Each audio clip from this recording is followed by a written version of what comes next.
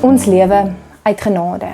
Ons lewe nie omdat dit maar net iets is wat moet gebeur nie.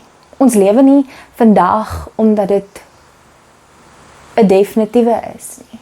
Ons lewe nie môre omdat ons dit verwag nie. Ons lewe uit die genade van Jesus Christus. Hierdie genade van Jesus Christus kom van die genade van God af.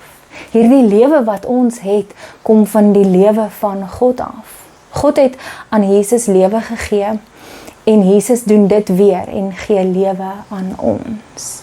God het aan Jesus genade gegee en Jesus gee daardie genade weer vir ons. God het aan Jesus getuig en Jesus getuig aan ons.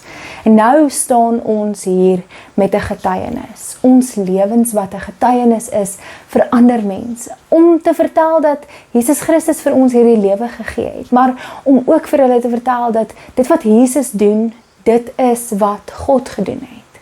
Jesus doen dit wat die Vader gedoen het. In Johannes 5 vers 19 lees ons van hierdie getuienis juis aan die Jode. Dat Jesus dit doen wat die Vader gedoen het. Mag ons lewens 'n getuienis wees. Dat ons lewe, omdat Jesus Christus vir ons hierdie lewe gegee het. Hierdie genade gegee het. En dit omdat God dit gegee het. Heel eerste gee God vir ons lewe en genade.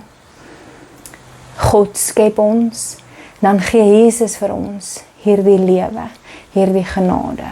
Mag dit ons getuienis vandag en hierdie week wees. Ons lewe, want Jesus gee lewe omdat God lewe gee. Kom ons probeer om lewe ook met iemand anders te deel.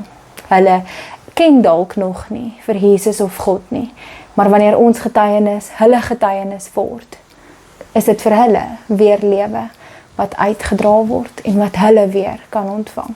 Ons getuienis is Jesus gee omdat God gee. Jesus doen omdat God dit gedoen het.